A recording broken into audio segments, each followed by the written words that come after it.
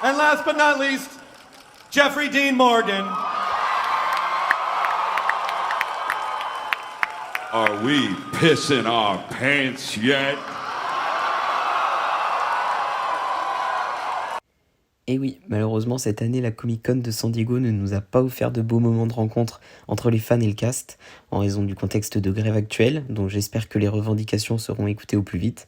Mais malgré des panels raccourcis et une quasi-absence de retrouvailles, The Walking Dead nous a offert une Comic Con exceptionnelle, dont il fallait que je discute avec vous aujourd'hui, car ils ont réussi une fois de plus à puiser dans leur plus grande force pour nous proposer le meilleur.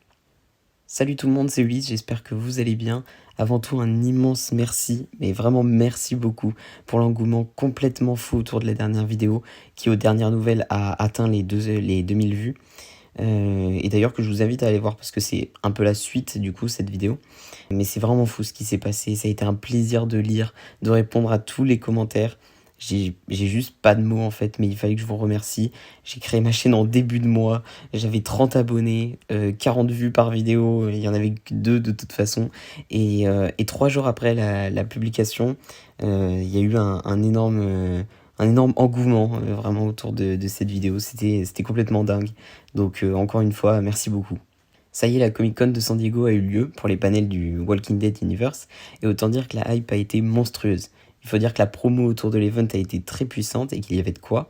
Malgré un contexte humainement moins cool, ils nous ont montré beaucoup de choses et je voulais vous partager un peu mon avis sur toutes ces annonces et revenir sur un point extrêmement important pour moi qui fait la force de Walking Dead à chaque Comic Con. Donc il y a eu beaucoup d'annonces. Fear the Walking Dead, Dead City, Daryl Dixon, Rick et Michonne, donc quand même 4 séries. On va commencer par Fear, on va faire un peu par ordre d'importance. Donc Fear the Walking Dead, toutes les saisons déjà disponibles sur AMC+, dès maintenant. Donc nous, en tant que Français, ça nous concerne pas énormément, mais voilà, on sera peut-être amené à en parler plus en détail plus tard, j'en parlerai une prochaine fois. Mais c'est la suite logique des décisions d'AMC pour Walking Dead. Donc avec la suppression de Walking Dead en France sur Netflix notamment, qui nous concerne. Donc voilà, c'est la suite logique. On voit aussi qu'ils ont énormément misé sur la nostalgie des premières saisons, donc avec notamment le retour de Troy, qui est confirmé officiellement. À défaut de nous convaincre avec de nouvelles idées, Fear va visiblement miser sur son passé de gloire pour conclure la série. On verra si c'est la bonne décision. Pour ma part, je suis plutôt confiant. Déjà, la saison 8A, je l'ai trouvée assez divertissante par rapport à la saison 7.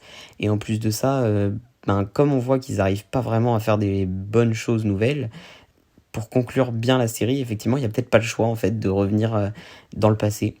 Pour Dead City, saison 2 confirmée, pas de date, c'est pas étonnant, déjà parce que le contexte actuel fait que ça va être compliqué pour eux de donner une date et de travailler dessus avec une date fixée assez précise.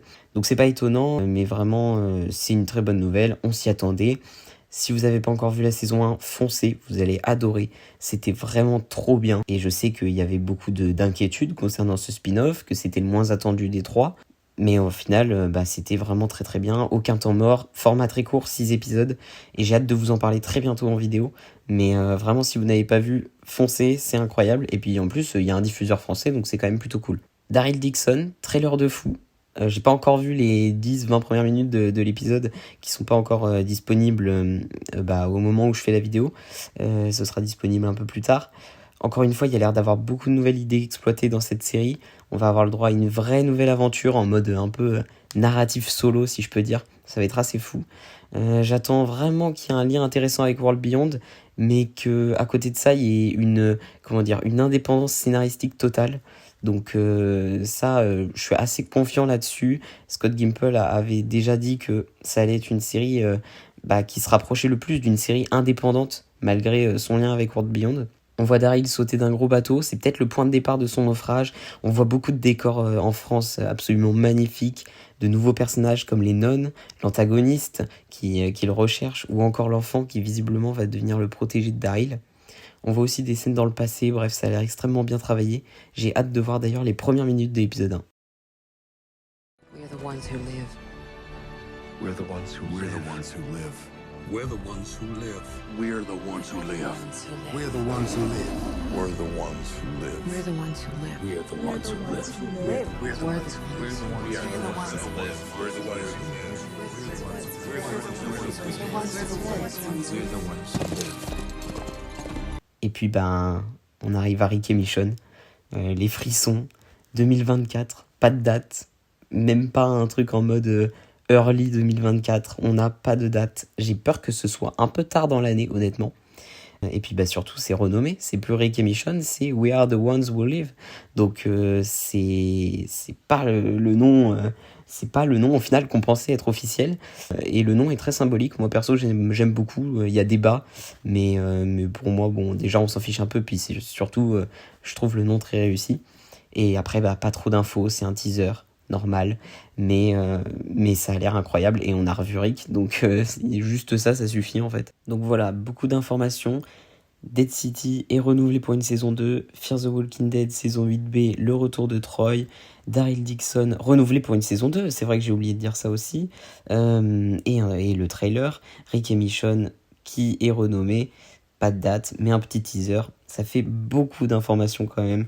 Et ça, c'était le gros point positif finalement de cette Comic-Con, puisque à partir du contexte actuel, c'est tout ce qu'on en attendait. Les annonces étaient vraiment, vraiment au rendez-vous. Mais avant qu'on se quitte, je voulais qu'on revienne sur ce côté humain de l'événement qui a malheureusement dû être mis de côté cette année. Parce que pour moi, on oublie trop souvent que la plus grosse force de The Walking Dead à l'heure actuelle, c'est les fans en fait, c'est nous.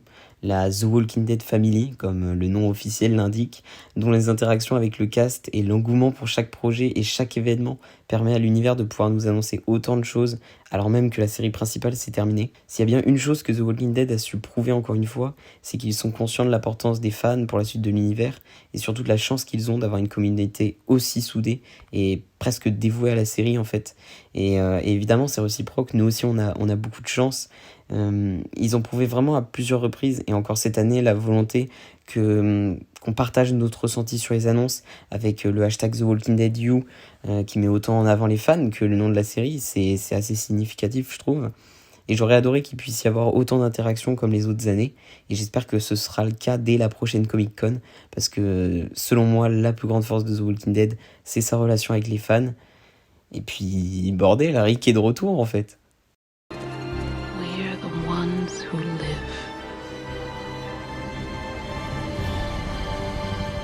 We're the ones who live.